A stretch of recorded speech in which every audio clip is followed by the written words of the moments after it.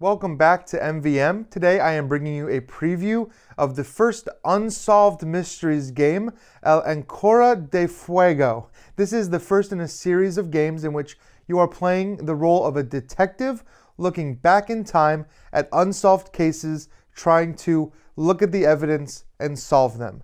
Meanwhile, you are actually taking on the role of the characters, interacting with different cards and making decisions in the past as you kind of investigate, gain evidence, and try to figure out what happened. So this case is meant to be played with 1 or 2 players, and it is spread out over a variety of chapters. Now, the game comes with this adventure book.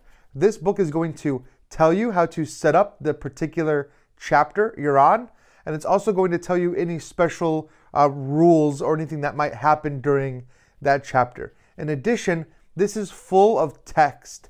Different cards and things that you do in the game are going to reference you back to this book, in which you're going to be looking at entries, reading the entries, making decisions that are going to be flipping you back and forth or having you draw new cards and things like that. So let's look at the board and I'll talk about the components. Now, keep in mind this is of course a prototype, so none of this is final. This is all very prototype stages. The game comes with currently standees for the 2 characters. Even in a single player game, you are going to play both characters. It also comes with dice. Now, these dice are what you're going to roll to take actions during the game, and we'll talk about that in a second. You also have a space to put all the proof you can find. You're not necessarily going to find all of these proofs during a game, but these are the ones available. In addition, you have all the interaction cards you may be able to interact with. You have the items that you'll be able to draw during the game, and then yokai that you can fight. Now, in this game, there is a supernatural element. We are in a mental asylum following the story of 2 patients who are trying to escape while some kind of disaster is happening within the asylum. Meanwhile, these nightmare creatures, or yokai, which are like Japanese demons, are invading from the nightmare world into our world, and at certain points in the game, you're going to have to fight off these yokai or suffer effects. The game will tell you how to lay out the map, which if you notice, this is kind of a detective's board. You'll put these photographs out. You'll lay out the map. In addition, you'll lay out the different interact cards. Now, if you notice, one of these map tiles is going to have a couple different things. It's going to tell you which card you're going to encounter there. And it's also going to have a test number for possible yokai that might come out and attack you while you're there trying to do your events.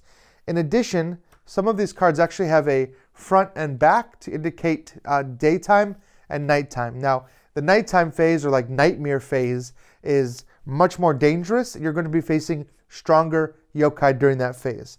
In addition, some of the characters even have a nightmare side, which kind of changes the way the character plays and things like that. So we have our 2 characters. They all start with a certain amount of health and a certain number of fate tokens. Now, these fate tokens can be spent to save your character if your character would die, or they could be saved to make specific plot decisions. A game might ask you to turn in one of those plot tokens to do something interesting later.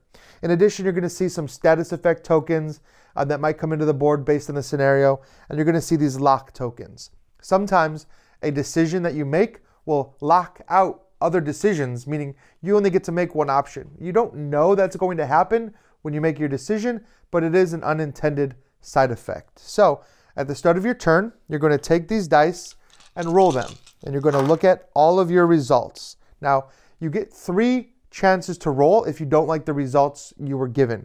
However, these red yokai dice are locked in. Once you roll a red yokai, set it aside. You don't get to roll that. Now, you can re-roll these in any combination. For example, I could roll a couple, store one for 1 round, then decide I want to re-roll it. However, those red dice are always locked in. Now, what do you want to do with these dice? You're going to look at the interact cards of the space you're in. You're going to look at the different interact options. They all require different dice. In addition, each character requires a different dice to move and has special abilities that might be triggered by different dice. So you're basically rolling as many times, up to 3 times, to create the pool of dice to draw from during that turn. Once you do, you can spend those dice to interact with a card. Now, you can only interact once, so you have to choose carefully where you interact with. You look at the dice you're spending, you spend those dice, then you follow the storybook to that entry, read through what it tells you, make the decisions, and then it's going to change the board in certain ways.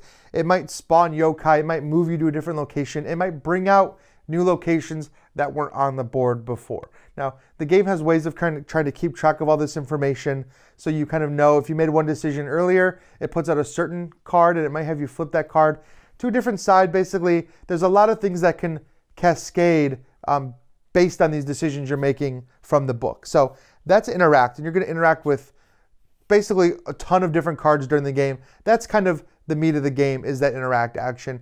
And it's hard to really demonstrate that in this version of the game, since it's all about reading that text and experiencing that story, which I don't want to spoil too much of. We did play through a prologue version of the game that kind of introduced us to the mechanics and characters. And the board is kind of set up like it is in the prologue, but I don't want to ruin that. Now, the most important thing that might happen when you interact with somebody is that you'll gain evidence. When you're reading through the description of something and having to make a decision, you kind of know, oh, well, I could go for the guard's keys. Okay, that might get me something I need later. It's sometimes worth the risk. And that might give you one of these proofs, in which case you take the proof card and put it in front of you. You may have interacted with something earlier that required you to have a specific proof. For example, it might say, if you have proof 14, go to a certain page. You can go back to that interact later, now that you have proof 14, and you can see what would have happened, what would happen if you brought that proof with you. At the end of the game, when you reach the final ending, which again, every chapter is going to end drastically differently. There's really no way to know how the game is going to end or when it's going to end. But it might ask you, do you have these proofs? If so, read this ending. If not, read another one. So you want to get as many of those proof cards as you can. After you do your action, you're going to look and see how many of these yokai dice were face up. You're going to look at the card, and again, it's going to tell you what will happen up here with the different number of yokai symbols you draw. Some locations, it won't be as bad. Others are going to draw a yokai even if you have one yokai face. So you'll look at the stack of yokai here, and it's going to tell you which yokai to face. Each yokai has a special number. So you're going to look through, you're going to find that yokai, and you're going to look, and you're going to roll the dice to try to beat that yokai. And just like in a turn, you're going to get multiple rerolls. However, the yokai is going to tell you how many rerolls you can get. It's going to tell you what happens if you roll red yokai symbols during your attack, which is going to convert to damage. It's also going to show you the combination you need to defeat it. If you defeat the monster, you still suffer all the damage it dealt to you. If you defeated it and rolled a treasure and saved a treasure die, you get an item as well. However, if you fail to kill it, not only do you take the damage it would normally do, you also receive a curse. These curses can do a variety of different things, from lowering your dice pool, stopping you from being able to move. There's a bunch of different curse tokens, and the yokai are going to give them out throughout the game. And again, you're only seeing a small sampling of the locations and the yokai and things like that are going to come out in the game. This is only the prologue of a game that's going to span multiple chapters. So after you interact, after you fight the yokai, if you still have saved a die that matches the die symbol to move for your character, you will get to move, and you can move orthogonally from space to space. Now, sometimes you will end up with tokens on the board that tell you that you can only move certain directions. The game is going to tell you when to put those out. Some rooms are also locked. You can't leave a locked room until the book tells you can. So there's something you're missing in there with the interact tokens, some decision you're not quite making that will let you leave the room. Then once your turn is done, it passes to the next player, or in a solo game, you're going to go on to the next character. And you're going to do this back and forth, exploring through the area, interacting with things until you have reached the conclusion of the story.